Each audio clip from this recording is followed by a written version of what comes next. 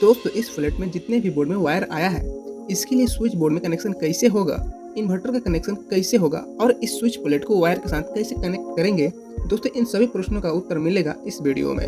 Friends, मैंने पिछले video में बता दिया हूँ कि इस फ्लैट में वायर को कैसे डाला गया है, एमसीबी बॉक्स से एक रूम के लिए कितना एमएम का वायर और कितना वायर को डाला गया है और एसी के लिए इन्वर्टर के लिए किन प्रकार से वायर को डाला गया है। फ्रेंड्स, अगर आपने उस वीडियो को नहीं देखा है तो उस वीडियो का लिंक डिस्क्रिप्शन में डाल दिया हूँ। हाउस वायरिंग पार्ट 1 और 2 वहाँ से आप जाकर देख सकते हैं।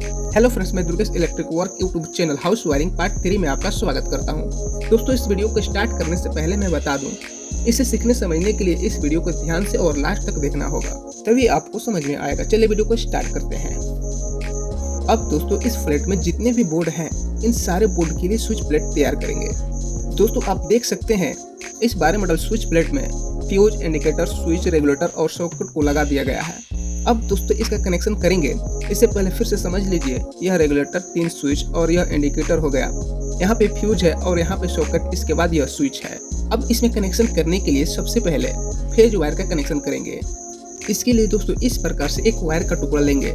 इसका इंसुलेशन निकाल दिया हूँ क्योंकि इन सारे स्विच को फेज की सप्लाई देने के लिए इसे आपस में कनेक्ट कर देंगे, जिसमें से एक स्विच को मैं छोड़ रहा हूँ क्योंकि इसमें रेगुलेटर का कनेक्शन होगा।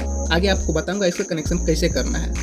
अब इस इंडिकेटर के एक वायर का इंसुलेशन निकाल कर इन वायर के साथ स्विच में कनेक्ट कर देंगे ताकि इंडिकेटर को फेज सप्लाई मिल सके।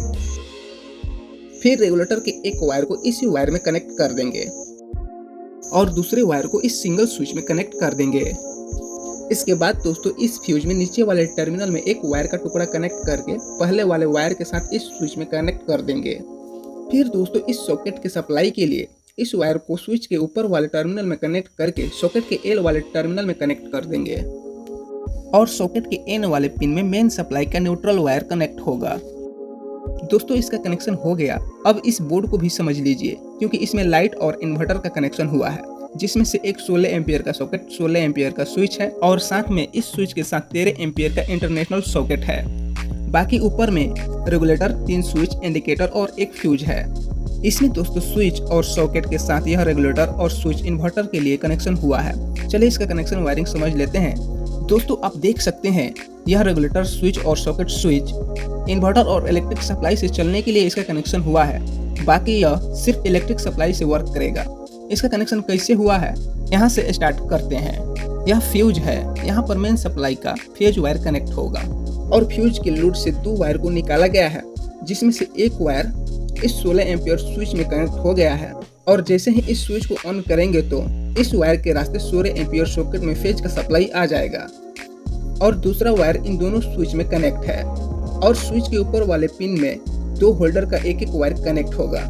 इस इंडिकेटर को जलने के लिए फेज की जरूरत पड़ेगी, तो इंडिकेटर का एक वायर इसी वायर में कनेक्ट हुआ है और इसमें न्यूट्रल की सप्लाई के लिए दूसरे वायर को सॉकेट के एन वाले पिन में कनेक्ट कर दिया गया है और इसमें मेन सप्लाई का न्यूट्रल वायर कनेक्ट होगा। ज्यादातर दोस्तों इसी न्यूट्रल को यूज करते हैं इन्वर्टर के लिए, क्योंकि इन्वर्टर के लोड से सिर्फ फेज सप्लाई के लिए वायर को निकालते हैं और न्यूट्रल हमारा मेन सप्लाई का होता है। दोस्तों इस सॉकेट में न्यूट्रल का सप्लाई आ चुका है और फेज के लिए इस पिन में एक वायर को कनेक्ट करके इस स्विच के ऊपर वाले पिन में कनेक्ट हुआ है। फिर जो इन्वर्टर का सिंगल वायर आता है जो हर एक रूम बोर्ड में लाया जाता है, उस वायर को इस स्विच के नीचे वाले पिन में कनेक्ट करेंगे।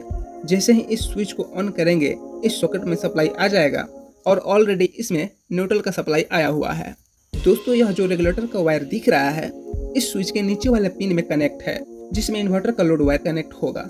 अब इस वायर के रास्ते रेगुलेटर में इन्वर्टर का सप्लाई आएगा और रेगुलेटर से सप्लाई दूसरे वायर में आएगा। अब इस वायर को स्विच के नीचे वाले पिन में कनेक्ट कर देंगे और फैन का एक वायर यहाँ पे कनेक्ट होगा और जब हम स्विच को ऑन करेंगे तो फैन में इन्वर्टर का फेज सप्लाई चला जाएगा। चलिए दोस्तों आगे बढ़ते हैं दूसरे बोर्ड की ओर। इस बोर्ड में 2 स्विच और यह सॉकेट इन्वर्टर से कनेक्ट होगा। बाकी यह सॉकेट, स्विच और फ्यूज इलेक्ट्रिक सप्लाई से होगा। इसका कनेक्शन कैसे होगा इसे समझते हैं। दोस्तों यह सॉकेट और 2 स्विच इन्वर्टर के लिए कनेक्ट हुआ है। इसमें इन्वर्टर वायर को यहाँ पर कनेक्ट करेंगे और इस स्विच को ऑन करने पर इस वायर के रास्ते इस सॉकेट में इन्वर्टर का सप्लाई आ जाएगा और मेन सप्लाई का न्यूट्रल वायर यहाँ पे कनेक्ट कर देंगे और इलेक्ट्रिक सप्लाई के लिए इस फ्यूज में मेन सप्लाई का फेज वायर को कनेक्ट करेंगे। फिर इस फ्यूज से एक वायर को इस स्विच में कनेक्ट करेंगे और इस स्विच के ऊपर वाले पिन से एक वायर इस सॉकेट में कनेक्ट है और न्यूट्रल के लिए मेन सप्लाई का न्यूट्रल वायर को यहाँ पर कनेक्ट करेंगे या इस सॉकेट में कनेक्ट कर देंगे। दोस्तों इस बोर्ड का भी कनेक्शन हो गया। इसी प्रकार से सारे स्विच प्लेट का कनेक्शन कर देंगे। इसके बाद दोस्तों इन सारे बोर्ड में इस स्विच प्लेट को कनेक्ट करके आपको समझाते हैं। दोस्तों इसे कनेक्ट करने के लिए पूरा 1 दिन का समय लग गया है। सारे बोर्ड में स्विच प्लेट कनेक्ट हो चुका है और इसे टेस्ट करने के लिए सप्लाई को दे दिया गया है। चलिए दोस्तों इन सारे बोर्ड के कनेक्शन को समझते हैं। सबसे पहले इस 12 मॉडल बोर्ड से स्टार्ट करते हैं। दोस्तों आप देख सकते हैं यह येलो और ब्लैक वायर एमसीबी बॉक्स से मेन सप्लाई आया है। इस येलो फेज वायर को फ्यूज के ऊपर वाले टर्मिनल में कनेक्ट करके फ्यूज के नीचे वाले टर्मिनल से एक वायर निकालकर एक वायर इंडिकेटर से कनेक्ट है और दूसरा वायर इन चारों स्विच के नीचे वाले पिन से कनेक्ट है। हर एक स्विच से एक एक बल्ब या लाइट का वायर कनेक्ट है, जिसमें से एक स्विच में 2 लाइट का वायर कनेक्ट किया गया है। बाकी यह रेगुलेटर 3 स्विच एक सॉकेट इन्वर्टर के लोड से कनेक्ट है, जिसमें इन्वर्टर का वायर इस स्विच से कनेक्ट है और यह दूसरा स्विच से जुड़ा हुआ है और इसी स्विच से रेगुलेटर का एक वायर कनेक्ट है और दूसरा वायर इस स्विच से कनेक्ट कर दिया गया है और फैन का वायर इस स्विच के ऊपर वाले पिन से कनेक्ट है और इस स्विच से यह सॉकेट कनेक्ट है। इसमें न्यूट्रल के लिए मेन सप्लाई का न्यूट्रल वायर कनेक्ट होगा। चलिए दोस्तों आगे बढ़ते हैं दूसरे बोर्ड को समझने के लिए।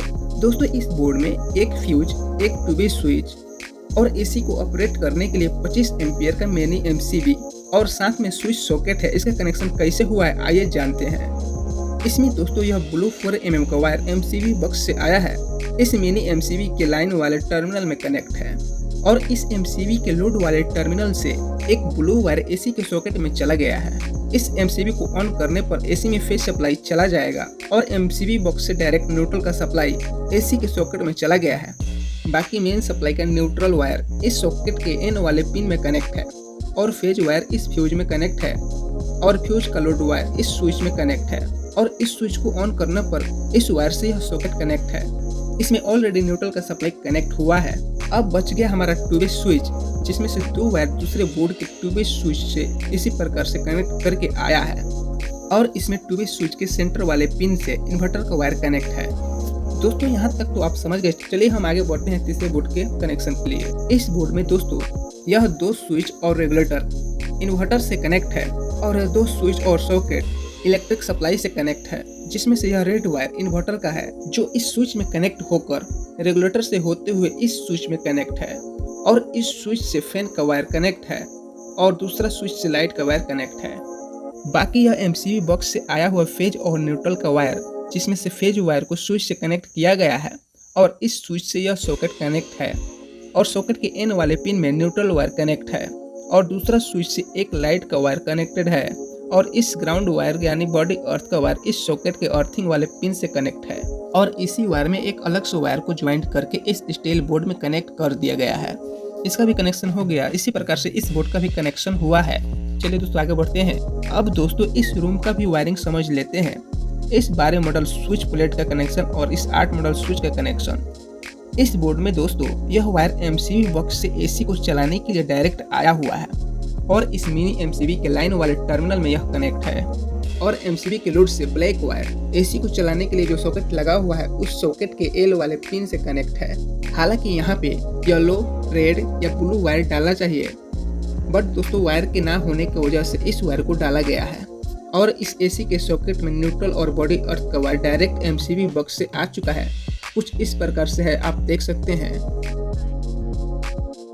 अब इस स्विच में मेन सप्लाई का फेज वायर को कनेक्ट कर दिया गया है और इस स्विच के दूसरे पिन से यह सॉकेट कनेक्ट है और मेन सप्लाई के न्यूट्रल वायर इस सॉकेट के एन वाले पिन से कनेक्ट है और इसके साथ में यह ब्लू वायर होल्डर का न्यूट्रल वायर है और इसी न्यूट्रल वायर में से येलो वायर कनेक्ट करके इस सॉकेट के एन वाले पिन में कनेक्ट कर दिया गया है और इस सॉकेट में फेज सप्लाई के लिए इस स्विच से कनेक्ट कर दिया गया है और इस स्विच में इन्वर्टर का वायर कनेक्ट है।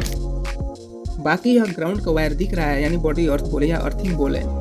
इस वायर को दोनों सॉकेट के अर्थिंग वाले पिन में कनेक्ट किया गया है। अब इस 2-वे स्विच में यह दोनों वायर उस बोर्ड से 2-वे स्विच से आया है। सेम इसी प्रकार से दोनों वायर को उस 2-वे स्विच में कनेक्ट किया गया है और सेंटर वाला वायर इस बल्ब होल्डर से आया है जो सेंटर में कनेक्ट है। अब इस बोर्ड में दोस्तों यह दोनों वही वायर है जो 2-वे स्विच के दोनों साइड वाले पिन से कनेक्ट होकर इस 2-वे स्विच में कनेक्ट है और यह रेड वायर इन्वर्टर का वायर है जिसमें फेज सप्लाई आ रहा है दोस्तों इन दोनों स्विच से एक बल्ब को दो जगह से ऑन ऑफ कर सकते हैं, जैसे कि आप देख सकते हैं। फ्रेंड्स, इसी प्रकार से सारे स्विच बोर्ड का कनेक्शन हो चुका है और एमसीबी पक्ष का कनेक्शन कैसे हुआ है, मेन बोर्ड का कनेक्शन कैसे हुआ है और जनरेटर इन्वर्टर का कनेक्शन कैसे हुआ है, आगे का वीडियो का लिंक इस वीडियो के डिस्क्रिप्शन में मैं डाल दूंगा, वहां से जाकर आप देख सकते हैं। और इसी प्रकार के इलेक्ट्रिक से संबंधित वीडियो देखने, सीखने, समझने के लिए इस वीडियो को लाइक करें। अगर आपके मन में कोई डाउट हो तो कमेंट करें और इस चैनल को सब्सक्राइब करके बेल आइकन को प्रेस कर सकते हैं। जय हिंद।